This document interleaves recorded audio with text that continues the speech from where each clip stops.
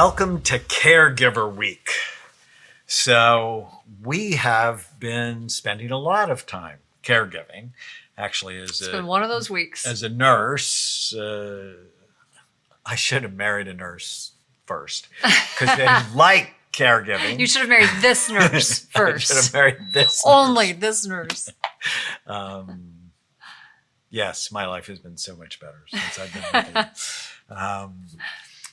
Caregiver Week, we're going to talk about the ins and outs, stresses, joys, Risks of taking care right. of other people. Actually, it's interesting. Here at Amen Clinics, 60% of our patients are male, but 70% of the calls to the call center, wives and mothers, are females. And so honoring caregivers and also giving you some tips on how to navigate this without feeling either homicidal or suicidal could be really helpful for you, we hope. Right. But you have a review you want to read? Yes, I have a testimonial. This physician recommends listening to Dr. Amen. A happy, healthy brain is the key to living. A perfectly healthy body with a depressed, anxious, or disrupted mind does not produce a happy life. But there are many examples of people who have impaired bodies who live and are happy. Behavior and nutrition determine brain function and in the end can even overcome genetic predisposition to brain disease. This podcast gives brief, encouraging, easy to understand information supported by evidence on real changes people can make to optimize brain function and happiness. Dr. Amen doesn't keep this information secret or use it for personal gain, but rather he shares it freely. Have a free visit with Dr. Amen every day by listening to his podcast. I love that. Have a free visit with the doctor. I love that too, although I totally use it for myself, right? And then I get to share it with you. Right. And so caregiving has been virtually part of my whole adult life. Yeah. I remember when I got married when I was a second-year medical student, my first wife tried to kill herself a couple of months later, and I'm trying to fix her. And you were a resident. And I wasn't a resident. I was a medical student. Medical student. That's I, hard. So I knew nothing. And you were busy. Like, what do you do? Quit or figure out how to do this with, like, that schedule? Juggling all those balls. And it was really the unpredictability that was so hard. Right. And but I think one of the smartest things I did is right away I reached out to the chairman of the Department of Psychiatry at ORU, where I went to medical school, and he was so helpful. So tip number one for caregivers is find professionals you trust that can help you in a difficult situation. Yeah, because if you're in over your head with something you don't really understand, it can be dangerous for you and the other person. So if you don't really know, even if it's something physical, a physical problem, and you're trying to take care of someone, you can end up inadvertently hurting someone if you don't know how to manage it. So, well, and one of the most common things that happens, and it happens with nurses, it happens all with doctors, is called compassion fatigue. Mm-hmm. It's, initially you just want to be so helpful. You want to jump in and fix the situation. But when you begin to realize the issue is chronic, that it's not like an infection, that you give them an antibiotic and 5 days later everything's wonderful, then over time you get worn out. And so tip number 2 is you got to take care of yourself in the process. Well, and you also need to take care of yourself physically, because the other problem with nurses is they get physical injuries a lot. So if you're taking care of someone else, you are oftentimes sacrificing your own, your own posture, or you're doing certain things that you wouldn't normally do because you're taking care of a person that you love. And so you might be even doing things you're not supposed to do, lifting and doing things. So you have to be really careful and make sure you're doing things the correct way. Get the help you need. And you've been a caregiver ever since you were a little girl, because you spent a lot of time caring for your grandmother Yeah, I who helped had out. diabetes and Yeah. I remember one of your stories is when you were 10 or 11 and they taught you how to give I was shots. 11. Yeah, when they taught me how to give shots to an orange, insulin shots. Right. But you couldn't kill the orange. Right. It was scary. It was a scary thought. Yeah. Right. So what triggered Caregiving Week is someone close to us had surgery. Right. And she has 2 children. And so not only were you there for the doctor visits and the surgery, we then had her stay at our house. With the kids. And the one thing I want to say to to people who have more than one child, dear Lord, it's busy. I'm busy with one child. And all of a sudden I'm like, oh my gosh, I have 3 stops to make. Oh my gosh, I have like 3 kids to get to different things. It was crazy. So, and then there's, and the amount of food that people go through when they have a whole bunch of kids is insane. I had this huge like awakening to this whole idea of having a house full of kids and people and someone you're taking care of at the same time. It was pretty crazy. But the first thing that I did, and I'm really lucky that I can do this, and I want to acknowledge that I am grateful and lucky, was delegate. So because I am able to ask for help, I've got an amazing community. It's one of the things we talk about is your social circle and making sure that you've got a community around you. So do your best to find people that can be helpful to you. Because you were helpful in the mornings. You're gone during the day, but you're super helpful in the mornings. But I made breakfast. Made breakfast and would help drive the kids to school. But then also I've got other people like, you know, assistants and things like that at work, which they're not used to doing that. They had to like sort of rally. But try to find people who might be able to help out. Because it got a little crazy because I had a person who can't bend or turn or literally like turn her head or do anything for herself. So leaving that person alone is probably not a good idea. So it gets challenging, you know? So what were some of the emotions you had to wrestle with? Mostly just fatigue. It was mostly just rushing. I can't get all of this done, being fatigued, you know, at the end of the day, being tired. Oh, no, that's not true. Most of the emotions I wrestled with were being completely annoyed by the medical system. That was my primary. I was so annoyed and just, you know, yeah, it was, I'm not that patient. I'm an ICU nurse. So when I see incompetence, I'm not super empathic toward the person who's being incompetent when I'm trying to take care of someone I love. But it's actually not effective to be a pansy. Yeah, I wouldn't call me that. Dealing with the medical system. Well, no, I think what you did was very effective. And I think it would be instructive for caregivers. So when the person is not used to dealing with the medical system and they want to be liked rather that was than my sister. Accomplish what you need to. So she would call and be She really didn't nice. want to be a pain. She didn't want to be a burden. So she wasn't telling the truth about what she was really going through. She was trying to sugarcoat it and using way too many words. And then they were like literally basically getting her off the phone and not doing anything. And so I'm like, okay, let me help you out with this. And where I learned this from was because when I went to work on a level A trauma unit, a neurosurgical ICU unit, it was a combined unit. That is one busy unit. And in defense of the medical system, in defense of the physicians, okay, just to play both sides, they're overwhelmed also. They're like, it's a busy, you know, hospitals are busy places. So they're going to they triage. They take what's the most critical, the most important, and that's what they focus on. Anything else, they're going to push aside. And if you can't impress upon them that what you're trying to say is important, they're not going to take it that seriously. They're going to push it off until later. And so when I first went to work on a unit like that, the first thing that the nurses told me when I went there, you're going to get eaten alive. You are not going to survive here. You're way too nice. And I had no idea what they meant. It took me about a week to figure out I was way too nice. Like I was getting shuffled aside. So I learned how to be very clear, make my first words count the most, be very, not just clear, but very assertive in how I say it. So get it through quickly and adamantly. And you don't have to be mean. No, you are assertive. You are adamant. Meanness doesn't get you what you Well, want. what is it that they say? So, honesty without compassion is just cruelty. So, but you're not always super compassionate when you're trying to deal with a whole bunch of doctors and no one's listening to you. Like, you learn how to be pretty intense. So I love what you said. Make the first sentence, make the first Count. words you say meaningful. So say what you need Right up front. up front. Use less words because they're busy.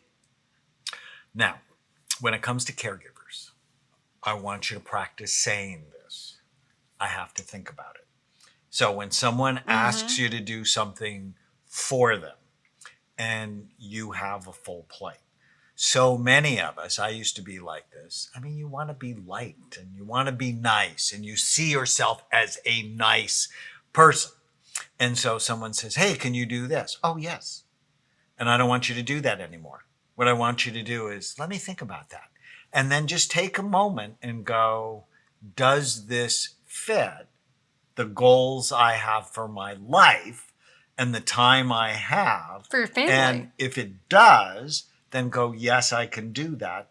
But if it doesn't, go, oh, I'm really sorry. My schedule is just so full. I cannot do that. One thing I learned from you, and I really like this, is you don't have to just say no. It's, no, thank you. Like, there's a way to say things, and there's a way to say things.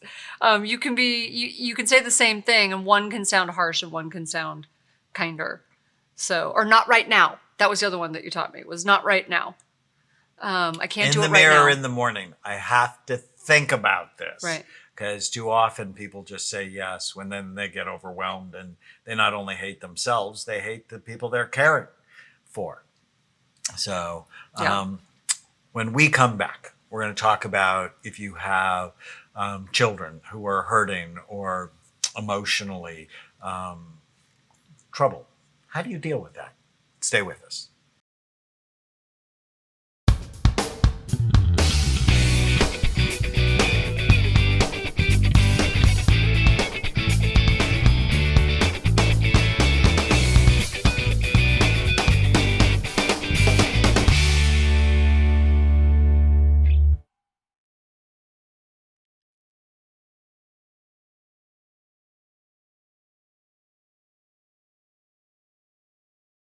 Welcome back.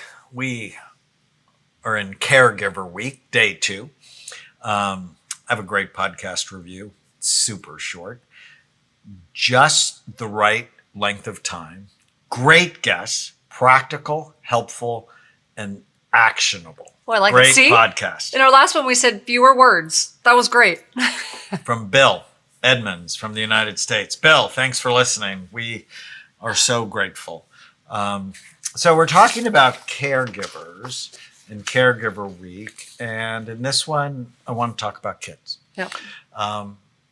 And, being a child psychiatrist, I've seen autistic kids and ADD kids and kids with mental retardation and kids with aggression and learning disabilities. And I know how hard it is on their moms and dads. It's really hard. And part of what makes it so hard, and I know this with our granddaughter, Emmy, who was born with a genetic microdeletion syndrome, who had seizures and developmental delay. And as much as we love her, and we do, the first thing parents have to deal with is a sense of mourning. So the grief. It's a sense of loss of what they thought the experience would be Prom like. dresses and weddings or whatever it is that you had in mind. Sports. Right. We saw a fun movie this week called Instant Family with Mark Wahlberg. Yeah. And it's where these two sort of bored adults decided they would become on board. Take on older kids. Fostered 3 kids in the same family. Right. It was All of really a sudden good. they were not bored. But they sort of hated the children and hated themselves because it wasn't what they thought. Right. And they had to learn a new normal. That was what I got out of it. It was they had to learn a new normal, and they had to learn how to optimize not just their skills, but the children's. So, and appreciate and so for caregivers, know that grief is part of what you're dealing with. So one thing that I've noticed, I worked for a year with kids with cerebral palsy. And so that's a community where you get a lot of that, right? You see a lot of that. And we certainly, like you said, we've certainly seen a lot of that. But what I remember is, in addition to the grief, there is just a tremendous amount of guilt over feeling grief. So what I saw was that so many parents almost hated themselves because they had a different expectation. And it's like, why can't I just be happy with what I have? And why am I grieving this? And made them feel selfish. And that's not helpful either. And so they would feel this like push-pull because they did feel these feelings, but they hated themselves for feeling them. That's what I saw. So what would you say about that? I would say it's normal. It's common. And they need to do the work with that. And so I'm a terrible mom because I'm grieving what I feel like I should have or could have had with this child. And at every age, you grieve. Right. Right? So you grieve at kindergarten, you grieve like at I know I potty should just be training that grateful. doesn't stop. You grieve. I know I should just be grateful. I know I should just love this child for how they are, but I can't help but feeling sad, and I'm a bad mom because of that. Okay. I'm a bad mom. Is that true? Well, not always. I mean, obviously I take care of my child. Okay. Can you absolutely know that it's true? You're a bad mom. No, I do my best to care for my child, but I still feel bad. And how does that make you feel? When you believe the thought, I'm a bad mom. Guilty, sad, stuck in my grief. Like I'm not enjoying the moment with this child and helping them and really appreciating the milestones and the progress that they're making because I'm focusing on what they should be doing. You feel sad. Yeah. You self-loathe. Mm-hmm. And I can't appreciate them for what they're doing because I'm focused on what they should be doing, what I wish they were doing. And with those feelings, how do you treat the child or your spouse? So, and without even realizing it, probably I either withdraw emotionally. I am not present. I am just not in a loving mood when my spouse comes home. I don't feel like having sex because I feel bad about myself. I'm tired. More irritable. Yeah. I'm sad. More likely to have a couple of glasses of wine. Yeah, I'm just sad. More likely to go to the doctor and say I'm depressed and end up on medication because you believe the thoughts that go through your head. Who would you be or how would you feel if you didn't have the thought, I'm a bad mom? I would feel more present. I would feel more free. I would probably have more energy. I would feel more appreciative. And the way I think that would translate into treating others, if you add that part again, is I think I would be able to be more aware of the strengths of that child instead of focusing on what I think I'm missing out on. So the milestones and the little things and the progress that they do make, and maybe even help them optimize that more. So let's take the original thought, I'm a bad mom, and flip it to the opposite. So I'm not a bad mom. And then to yourself and then to others. So the I'm not opposite, a bad mom. I'm not a bad mom. Is that true? Yes, it's true. Give me an example. I spend my entire day caring for this child and for my entire family, actually. I feed, I bathe, I love, I do doctor's appointments. I make sure that this child is completely cared for. Wow. So let's turn it around to yourself. And this is sort of a hard concept for some people, but over the podcast, we've gone through these 4 questions and turn around a fair number, but this is so powerful. So when you take the original thought and you turn it around to the opposite, And then you apply it to yourself and then the other person. And so to yourself could be, I'm not being a good parent to myself. I'm a bad mom to myself. So I'm not. Is that true? That's wow. So I'm not taking care of myself. I'm not sleeping. I'm drinking more. I'm angry. I'm irritable. I'm not protecting my marriage. I'm just bitter. And in Grief Week, we depressed. actually talked about how when parents go through grief, there's a very high incidence of divorce, in large part because of minds that become unmanageable. Mm-hmm. Infested, we always say, with ants, with automatic negative thoughts. And how would we turn it around to the child? You know, for an example, the child triggers me. Or you trigger me. But then you need to do the work on that thought all over again. Because that is not taking responsibility for your own thoughts and feelings. So then you would do the child. Right. And I trigger myself. So you need to do that. That is, so if we just do another example quickly. So too often the caregiver will attack themselves, I'm a bad mother, or they'll attack the child and they'll say, you trigger me, or you make me act this way. And it's, well, is that true? Some people would say yes. Is absolutely true. And some of my intractable patients will go, yes. I'm like, well, how does that make you feel? And out of makes control. me feel out of control. Right. And who would you be, or how would you feel if you didn't have that thought? More in control of myself. And then the turnaround becomes, you trigger me. The opposite is you didn't trigger me. Right. I trigger me. Well, no, that's to yourself. Yourself. Right. So just the opposite. You don't trigger me. And it's like, okay, well, in what situations are that true? And then they'll find all the ways their relationship is more positive. When you flip it to yourself, it's I trigger me. And then I allow you to trigger me. No, it's I trigger you. Oh, that's a good one too.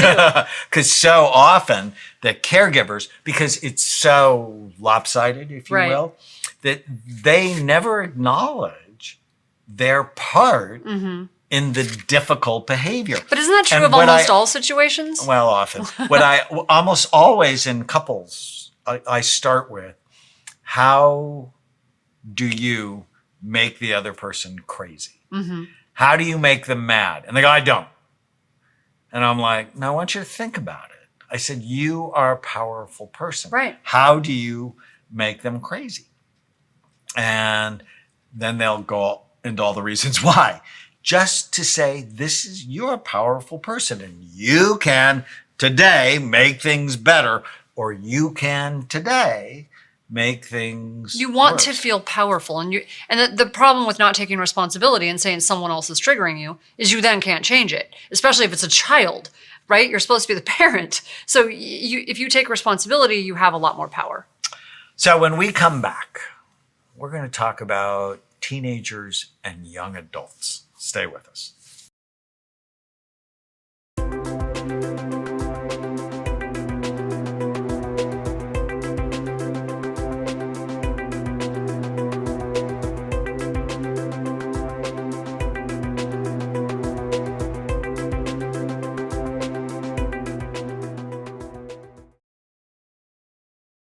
Welcome back. We're in Caregiver Week, and we're teaching you how to manage your mind and your thoughts. One quick review from SKS 311 from the United States. Alcohol, the holiday spirits you're better off without. An eye-opener. Very interesting podcast. So we've been talking about caregivers, and I want to move into teenagers because they're often not grateful. Well, sometimes they are the ones that people feel the most triggered by. Notice I said triggered by, it's not that they trigger you. It's that you get triggered by because you're sort of allowing that to happen. Well, and one of the things people don't know is when you have children, at each age your child is at, unconsciously, you're going and reliving what happened when you were that So age. powerful for me. So Chloe's 15, almost 16. And that was actually a really hard time for you. It was. And so I started to have, she's a really good kid, but I started to notice I was having some anxiety over her growing up. And so, yeah, it can be triggering. And I started to notice that I started to hold on a little bit. And I think it's because that was a hard age for me. This was powerful for me to learn because it was a hard age for me. And just making a couple of little shifts in my language with her made a massive difference. So it was really empowering. Also, listening. Yeah, makes listening. a massive difference when you get involved in active listening. I think parents often get themselves into hot water by not allowing enough space between the end of what a child says and you talking over them. And I know I've been guilty of that because you want, and if you're an extrovert, like we are, both of us are, you want to say what's on your mind. Well, and if you feel like you've got some education in something, then you want to share. So, yeah. But what I noticed is listening, which is something you've helped me with for a long time now, and it's not always easy if it's not your nature. You have to work on it. But that was one thing. But also, I learned this from Love and Logic, and I love this. So, and make no mistake, you do have to learn how to draw boundaries, strong boundaries with teenagers, but in a different way, perhaps. So it may work better to start changing the way you do it. But one of the things that I learned was so often parents they think they can't apologize.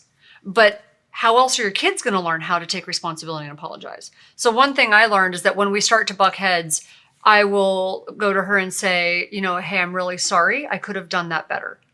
And immediately, because defense is the first act of war. So immediately I just watch her entire being sort of relax. And it just takes the fight out of it. Instantly. And then she will invariably, she'll go, yeah, me too. I'm sorry. And then the next thing is that I learned was asking her, telling her, look, I'm a mom. I'm sorry for occasionally acting like one because I want to be a good coach too.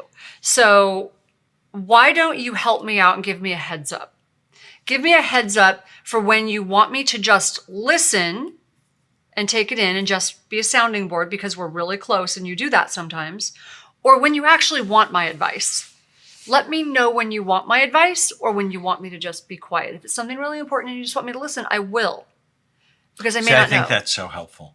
Now, one of the most important things for caregivers to do is when you're really struggling in a situation with another person is go through the 4 circles. Is there a biology to this that I'm unaware of? The story of Andrew is head injury or a cyst or, yeah. Maybe there's something going on with their brain that well, it's you're what not we see aware every day. It's what we see every day. What's going on? And what's going on with your brain? Are you taking care of it? That's the first rule of being a good caregiver is that you take care of yourself so that you can be present for the other person. What's going on with your mind? Those were the 4 questions in turnaround that we did. With caregiving, it's so important to be connected. And, when we were in Grief Week and we talked with Sandra, one of the things that saved her was her connections to other people. And then I think the 4th circle, the spiritual circle or the purpose circle is what's the purpose in this? And as we are caring for your sister in the surgery and our nieces, the purpose is literally to end the cycle of mental illness in those girls and in their babies and grandbabies. Well, one thing that was really interesting, because I was tired by the end of the week. I was tired. So I went home after we finally got them back to their house after a week. I went home, took a bubble bath, put a mask on, like just relaxed, right? That's what I did for myself. Like a Zorro mask? Yeah, like a mud mask. Oh, mud So, mask. but I took care of myself. And then this morning, my sister called and she was having this moment of just like intense gratitude. And she's like, I've never been taken care of like that. Like no one's like just feeling that loved and that supported was just, I was overwhelmed by it. And I said, the one thing I said to her is I said, maybe that's something you can just remember the next time someone needs you, when you need to take care of them, right? So modeling is a really important thing because when you take care of someone unselfishly, you're modeling how to take care of someone else for that person. That's so powerful. All right, when we come back, we're going to talk about the other end of life and taking care of your own parents or people who are elderly. Stay with us.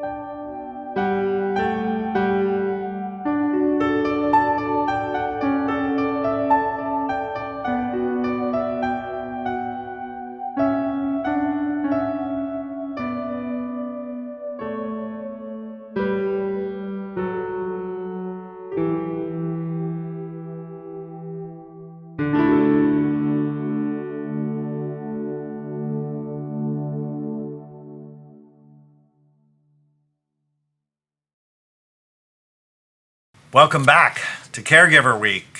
And we've talked about caring for yourself, getting those 4 circles connected. But what about toward the other end of life? And both you and I have older parents, mine a bit older than yours, but you've been very worried about your mom. Well, I'm in a sandwich generation.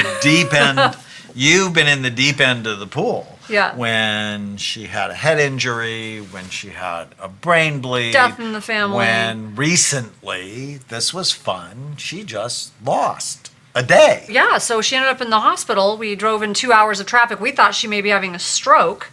And it ended up being a UTI, which, by the way, is for a lot of you with, parents who are over the age of 60, if they present with memory loss and confusion, get them checked for a UTI first thing.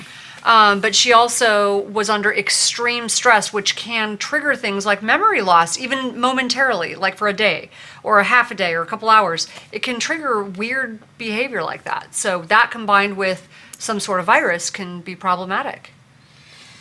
And so taking care of yourself, taking care of your marriage, because we do that, we get to share the stress. Because we are good partners. And I love what during Grief Week, Sandra said, we invite each other into, she said grief, but we invite each other into our stress and we help each other. Into our caregiving. Our caregiving and if I'm stressed, he's my person. And when you are, I want to be your person because we strengthen each other.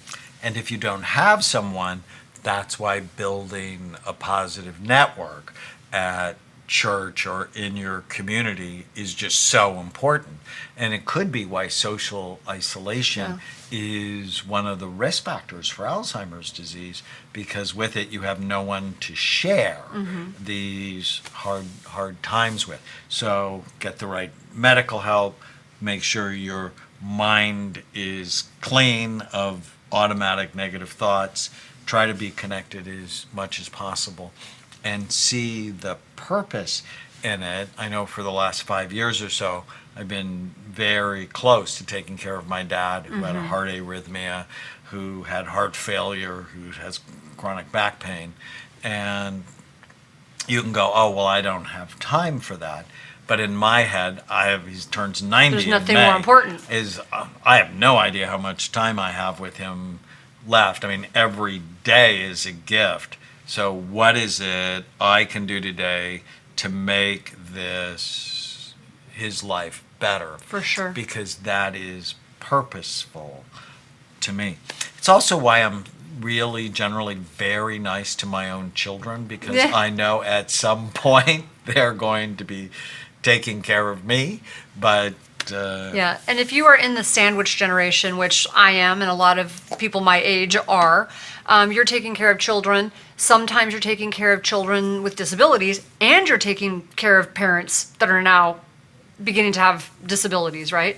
So that's when it's really critical to take care of yourself and get some help, because you can get burnt out really fast. I've learned that quickly. well, and here at Amen Clinics, we're here for you, whether you have a child with ADD or learning problems, autism, behavior problems, or you're struggling in your marriage or your moods, or you have someone, at the other end of life that's really struggling with their mind or their memories. It's what I love about our work. We see little kids and old people and everybody in between, and we can provide that support for caregivers, because it's like 7 times out of 10 it's often a caregiver who's calling the call center, Yeah. saying, I need help. And so often there are resources that you don't even know about. Like when my sister was going through a really hard time, one thing we learned is that there are people who volunteer their time within the system. So within the system, we had people volunteering and giving her rides, volunteering and helping her go to the grocery store, crazy stuff. And they do this as their act of service. So actually look into what services are available for you, because most people aren't even aware how many there are. If you're enjoying the Brain Warriors Way podcast, please don't forget to subscribe so you'll always know when there's a new episode. And while you're at it, feel free to give us a review or 5-star rating, as that helps others find the podcast. If you're interested in coming to Amen Clinics, use the code PODCAST10 to get a 10% discount on a full evaluation at amenclinics.com. For more information, give us a call at 855-978-1363.